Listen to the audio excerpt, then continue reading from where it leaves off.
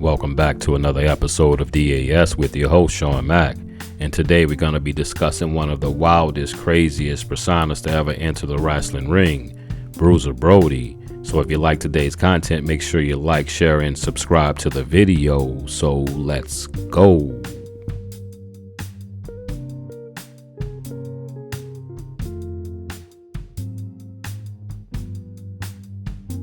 Frank Donald Goodish, born June 18, 1946, and violently left this world July 17, 1988, was a wrestler who earned his greatest fame under the ring name Bruiser Brody. He also wrestled under the name King Kong Brody, the Masked Marauder, and Red River Jack.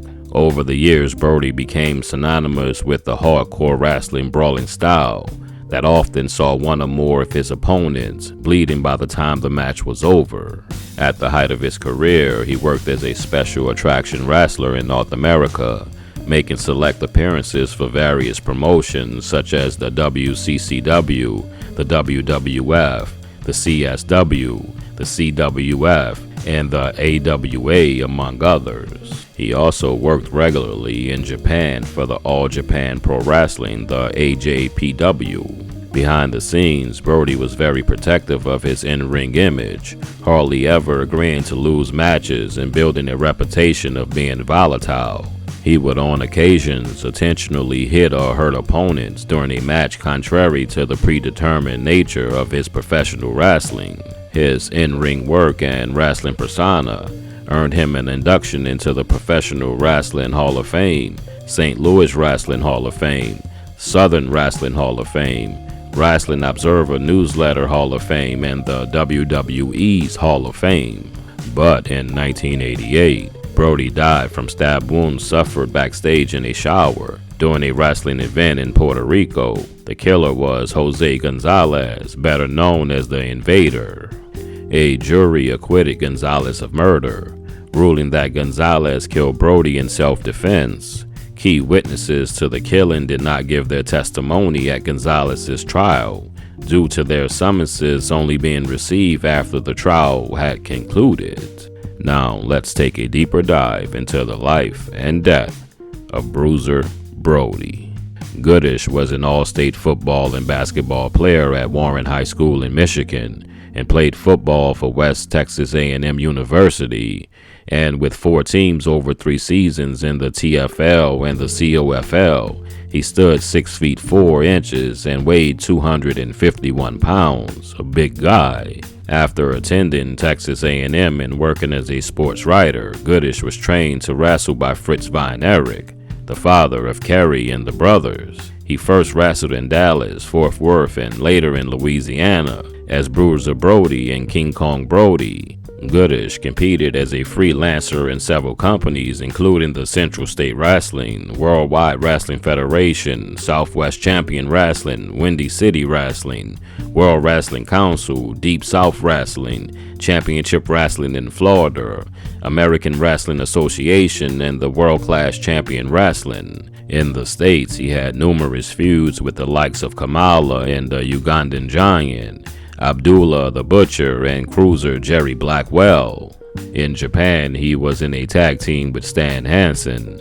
Brody had a reputation for refusing to job with other wrestlers, job meaning lose. He also competed under the moniker Red River Jack in Texas during an angle against Gary Hart's men and Skandar Akbar's army in World Class Championship Wrestling. Brody also wrestled as the Masked Marauder at one time in the AWA. In 1976, he went to Vince McMahon's WWF, where he challenged the WWF's champion, Bruno Sammartino, but was unsuccessful in winning the championship. Brody also teamed up with Big John Studd. It was also in the WWF where he wrestled Invader 1, Jose Gonzalez, for whom he refused to sell. In 1987, Brody beat Brian B. Blair for the Florida State Championship.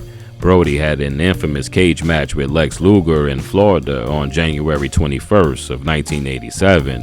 In the middle of the match, Brody stopped working and stood around. Luger and Bill Alfonso, the referee of the match, were puzzled and attempted to speak to Brody, who did not respond. Luger and Alfonso decided to forego the planned finish of the match, and Alfonso disqualified Luger in a spot where Luger shoved Alfonso to the ground. After the match, Luger recalled asking Brody if he did anything wrong to upset him, to which Brody responded, quote, "No," end quote, and Brody's reasons for not working were not yet very clear, stating that, quote, "The match just wasn't working," end quote.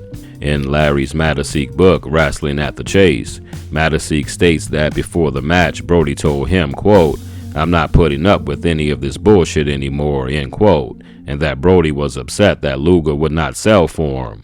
However, when watching the match, it was clear that Luger did sell for Brody. In a later shoot interview, Bill Alfonso said that there was a miscommunication issue on who was the lead of the match, and there was no ill will between the two wrestlers. Another scenario was that Brody was upset with the promoters over his paycheck. Brody had a contentious history with wrestling promoters for much of his career, and decided to embarrass the promotion by being uncooperative in the match. In 1987, he returned to the AWA where he fought Greg Gagne and Jerry Blackwell. Despite his reputation as being disagreeable with promoters, he would aid anyone who needed a boost in ticket sales, as he was a guarantee to bring in the crowds. While working for the WCCW in Texas, he was the booker and the producer of their TV program. On July 16 of 1988, Brody was in the locker room before his scheduled match with Dan Spivey at Juan Raymond Stadium in Puerto Rico, when Jose Gonzalez, a fellow wrestler and booker, allegedly asked him to step into the shower area to discuss business. There was an argument between the two wrestlers and a scuffle ensued.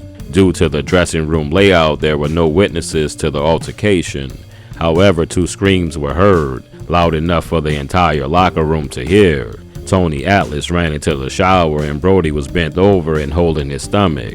Atlas then looked up at Gonzalez and saw him holding a bloody knife. Due to the heavy traffic outdoors and a large crowd in the stadium, it took the paramedics almost an hour to reach Brody. When the paramedics arrived, Atlas helped carry Brody down the stairs to the waiting ambulance. Due to Brody's size, paramedics were unable to lift him. He later died from his stab wounds. Gonzalez claimed self-defense and testified in his own defense. He was acquitted of murder in 1989. The prosecution witnesses living outside of Puerto Rico did not show up, claiming they had not received their summons until after the trial ended.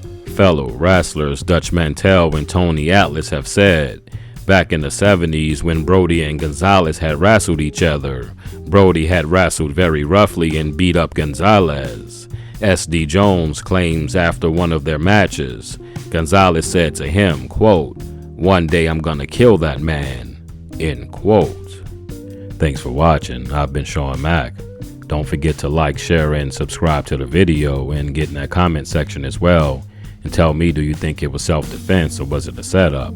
Or did the judge have anything to do with it, being he sent the summonses after the trial was over? So get in that comment section and tell me what you think about this situation. Once again, thanks for watching. Death After Sports, Bruiser Brody.